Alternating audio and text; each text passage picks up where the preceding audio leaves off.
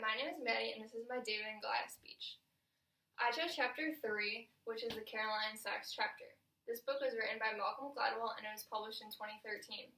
This book has two stories which coincide with each other, both about artists and Caroline Sachs.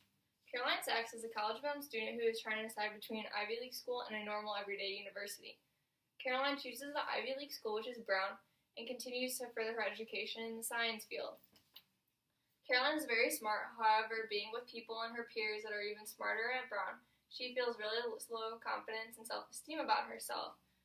This makes her choose that she shouldn't be in the science field anymore just because she is among these highly intellectual people and isn't succeeding as they are. Whereas in the artist story, the artists choose not to be in the prestigious salon and to make their own show. This makes them very successful because people are drawn attention to their paintings and their art. Therefore, they become millionaires and are very successful in their future. What I've learned from this story is that the big fish in the little pond and the little fish in a big pond theory is very true. Being a big fish in a little pond can show a lot of attention and draw much attention to yourself and make you successful. However, sometimes being a little fish in a very big pond, as in Caroline Sachs' story, may lower her self-esteem and make her not succeed as she should be. Another lesson learned is that prestige is not everything. As in Caroline's story, she may have very, very much well succeeded in the science industry if she just would have gone to Maryland, an everyday average university, unlike going to Brown and not succeeding among the highest intellectuals in the country.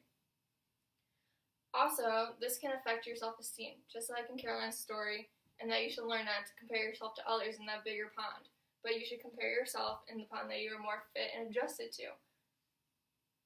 There are statistics that show this theory and that proves that it is correct.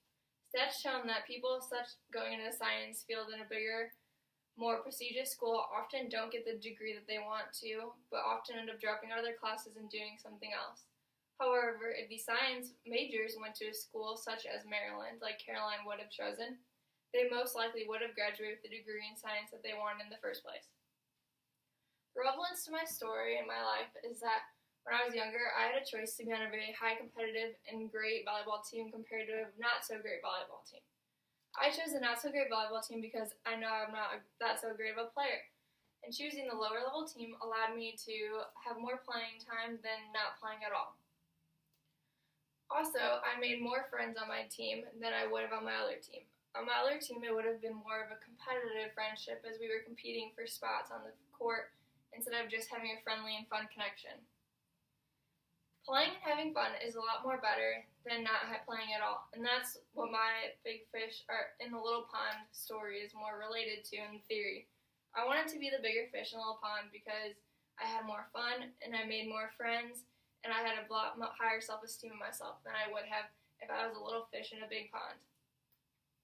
All these things are proof that this theory is true, and in the artist and Caroline Sachs have both proven that these theories are correct. Thank you. That is my speech.